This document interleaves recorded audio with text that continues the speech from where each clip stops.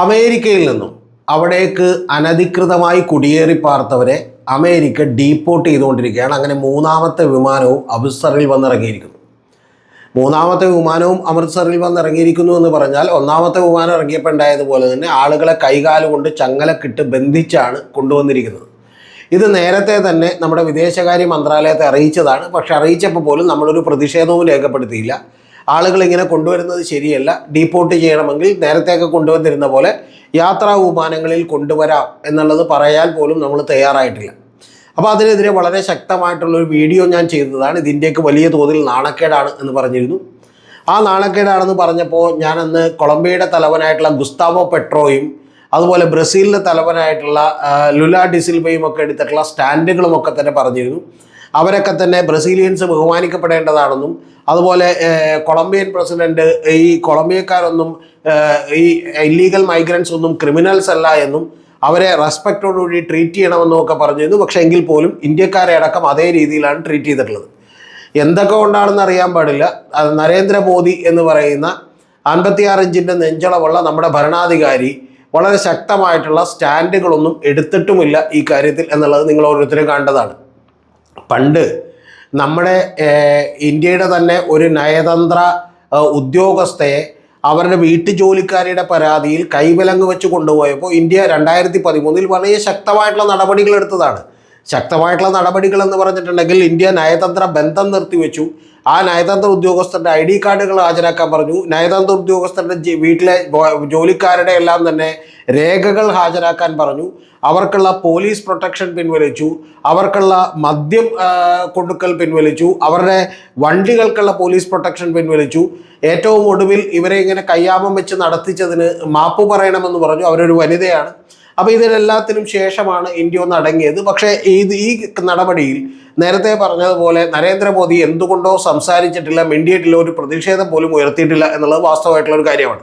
അപ്പോൾ അതിനെതിരെ നമ്മൾ വളരെ കൃത്യമായിട്ടുള്ളൊരു വീഡിയോ ചെയ്തിരുന്നു. ഇത് അങ്ങേയറ്റം നാണക്കേടാണ്. നമ്മൾ ദേശീയതയെയും ഇന്ത്യ എന്ന് പറയുന്ന ഭാരതം എന്ന് പറയുന്ന പ്രൈഡൊക്കെ അഭിമാനിക്കുന്നവർ എവിടെയെന്ന് ചോദിച്ചുകൊണ്ടാണ് ഞാൻ വീഡിയോ ചെയ്തത്. അതവിടെ നിൽക്കട്ടെ. നമ്മുടെ മറ്റൊരു വിഷയം കൂടി നമ്മളിന്ന് ചർച്ച ചെയ്യേണ്ടതുണ്ട്. ആ വിഷയം ഇപ്പോൾ ഏറ്റവും ഒടുവിൽ വന്നിറങ്ങിയിട്ടുള്ള നിരവധി ആളുകൾ അവരെല്ലാവരും തന്നെ പോലീസ് വണ്ടിയിലാണ് അവരുടെ വീടുകളിലേക്ക് കൊണ്ട് ആക്കിയത്. കാരണം ഇന്ത്യ അവരെ ഒരു ക്രിമിനലായിട്ടൊന്നും കാണുന്നില്ല, ഏതാണ്ട് 2 പേരൊഴികെ. അപ്പോൾ ഈ 2 പേരൊഴികെയുള്ള ചില ആളുകൾ, ഇപ്പോൾ അമൃത്സറിൽ നിന്നുള്ള പഞ്ചാബിൽ നിന്നുള്ള ഒരു കർഷകൻ, അദ്ദേഹം ഏതാണ്ട് 60 ലക്ഷം രൂപ ഏജൻറ്റിന് കൊടുത്തിട്ടാണ് അദ്ദേഹത്തെ ഈ മെക്സിക്കോ വഴി അനധികൃതമായിട്ടുള്ള കുടിയേറ്റത്തിന് ഏജൻ്റ് അങ്ങോട്ട് കൊണ്ടുപോയത്. ആ ഏജൻറ്റ് ആദ്യം മുതൽ തന്നെ ഇദ്ദേഹത്തെ ചതിക്കുകയായിരുന്നു. കാരണം ഇദ്ദേഹത്തിൻ്റെ 10 ഏക്കറോ 5 ഏക്കറോ വരുന്ന കൃഷിയിടം അങ്ങനെ തന്നെ ഇവർ എഴുതി മേടിച്ചു. പിന്നെ ലക്ഷക്കണക്കിന് രൂപ, 40 ലക്ഷം രൂപ മേടിച്ചു. പിന്നെ ഇദ്ദേഹത്തിൻ്റെ ബന്ധുക്കളുടെയൊക്കെ സ്വർണ്ണാഭരണങ്ങൾ ഊരി മേടിച്ചു. ഇങ്ങനെ എല്ലാം മേടിച്ചതിന് ശേഷം ഏതാണ്ട് 3 ദിവസത്തോളം മറ്റു പല രാജ്യങ്ങളിലുമൊക്കെ കൊണ്ടുപോയി കറക്കിയതിന് ശേഷം 3 ദിവസങ്ങൾ ഇദ്ദേഹത്തെ നടത്തിച്ചാണ് ഈ മെക്സിക്കോ വഴി കൊണ്ടുപോകാൻ ശ്രമിച്ചത്. അതിനുശേഷം ഇടക്ക് വെച്ചിട്ട് ഈ ഏജൻറ്റ് മുങ്ങിക്കളയുമൊക്കെ ചെയ്തു. നമ്മൾ ഇന്ത്യ എന്ന് പറയുന്ന ഒരു രാജ്യം 5ാമത്തെ സാമ്പത്തിക ശക്തിയായി ബ്രിട്ടനെ മറികടന്ന് നമ്മൾ 5ാമത്തെ സാമ്പത്തിക ശക്തിയായതാണ്. അതിനെക്കുറിച്ച് ഞാൻ അഭിമാനത്തോടു കൂടി ഏതാണ്ട് 1.5-2 കൊല്ലം മുമ്പ് വീഡിയോ ചെയ്തതാണ്. അതിലൊന്നും എനിക്കൊരു കുറ്റബോധമില്ല. നമ്മൾ സാമ്പത്തികമായി വളർന്നുകൊണ്ടിരിക്കുകയാണ്. നമ്മൾ ലോകത്തിലെ തന്നെ 4ാമത്തെ സൈനിക ശക്തിയാണ്. ഇപ്പോൾ നമ്മൾ വീണ്ടും കുറേ കൂടി സൈനിക വാഹനങ്ങൾ മേടിക്കാൻ പോകുന്നുണ്ട്. നമ്മൾ എയർക്രാഫ്റ്റുകൾ മേടിക്കാൻ പോകുന്നുണ്ട്. അതിപ്പോൾ ഏതാണ്ട് അമേരിക്കയുമായിട്ടുള്ള നമ്മുടെ ട്രേഡ് എന്ന് പറയുന്നത് തന്നെ $500 ബില്യൺ ആണ്. നേരത്തെ അതുണ്ടായിരുന്നത് ഏതാണ്ട് 200 ബില്യണിൽ താഴെയായിരുന്നു. ഇപ്പോൾ ഒറ്റടിക്കത് ഏതാണ്ട് 3 ഇരട്ടിയായി വർദ്ധിച്ചുകൊണ്ട് $500 ബില്യൺ വ്യാപാര കരാറിൽ നമ്മൾ ഒപ്പിട്ടിട്ടുണ്ട്. അപ്പോൾ ഇത്രയൊക്കെ വളർന്നിട്ട് പോലും ഈ 140 കോടി ജനങ്ങളുടെ ഒരു ആളോഹരി വരുമാനം എന്ന് പറയുന്നത് വളരെ കുറവാണ്. ഇപ്പോൾ ബ്രിട്ടൻ ഇന്ത്യയേക്കാൾ താഴെയായി. കാരണം GDP ഗ്രോത്തിലും അതുപോലെ തന്നെ മൊത്തമുള്ള സാമ്പത്തികത്തിൻ്റെ കാര്യത്തിലും മൊത്തമുള്ള എക്കോണമിയുടെ കാര്യത്തിലും എന്നൊക്കെ തന്നെ നമുക്കറിയാം. പക്ഷെ എങ്കിൽ പോലും അവിടെയുള്ള ആളോഹരി വരുമാനം വളരെ കൂടുതലാണ്. കാരണം അവിടെ കുറഞ്ഞ ജനസംഖ്യ മാത്രമേ ഉള്ളൂ.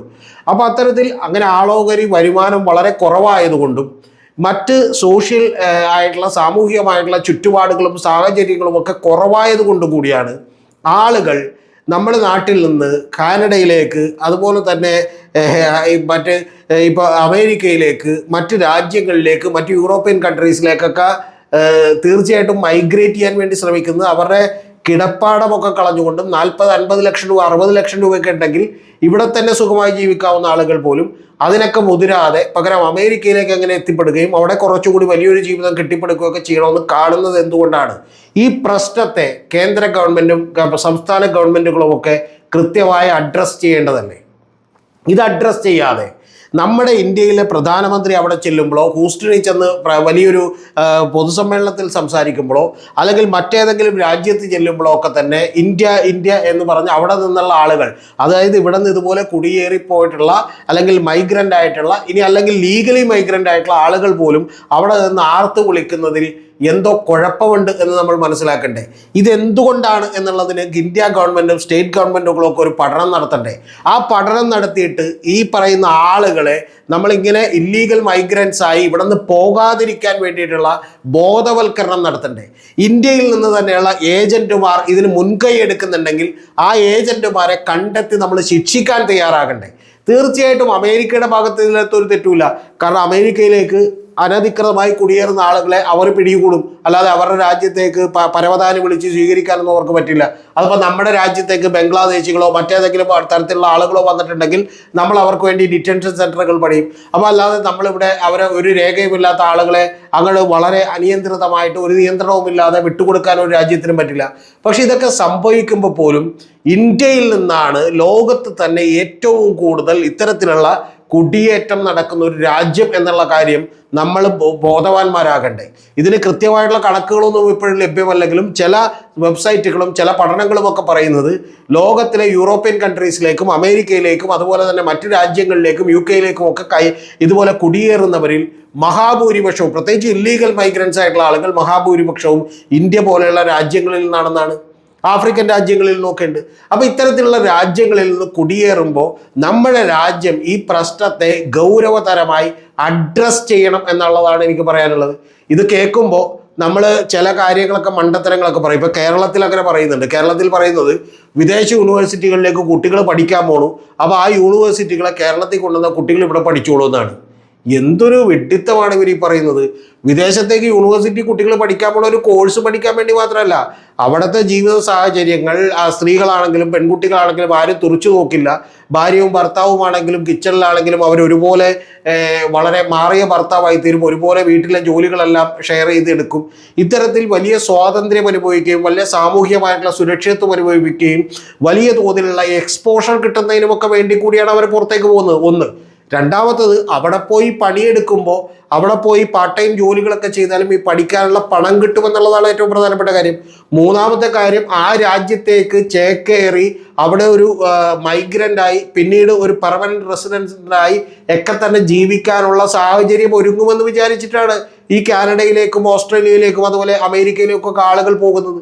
അല്ലാതെ ഒരു കാരണവശാലും ആ സൗകര്യങ്ങൾ ഇവിടെ അവിടുത്തെ ഒരു യൂണിവേഴ്സിറ്റി, ഇപ്പം നാളെ വാട്ടൺ യൂണിവേഴ്സിറ്റിയോ മറ്റേ ഹാർവാർഡ് യൂണിവേഴ്സിറ്റിയുടെ ഒക്കെ ക്യാമ്പസുകൾ കേരളത്തിൽ തുടങ്ങിയത് കൊണ്ട് മാത്രം ഇവിടെ ആളുകൾ വന്ന് പഠിച്ചോളും, അല്ലെങ്കിൽ അതിനേക്കാൾ ചെറിയ യൂണിവേഴ്സിറ്റികളുടെ ക്യാമ്പസുകൾ തുടങ്ങിയതുകൊണ്ട് ഇവിടെ ആളുകൾ വന്ന് പഠിച്ചോളും, അങ്ങനെ കേരളം ഒരു ഹബ്ബായിക്കോളും, കേരളത്തിൽ നിന്ന് കുട്ടികൾ പുറത്തു പോകുന്നത് തടയും എന്നൊക്കെ പറയുന്നത് മഹാവിഡ്ഢിത്തമാണ്.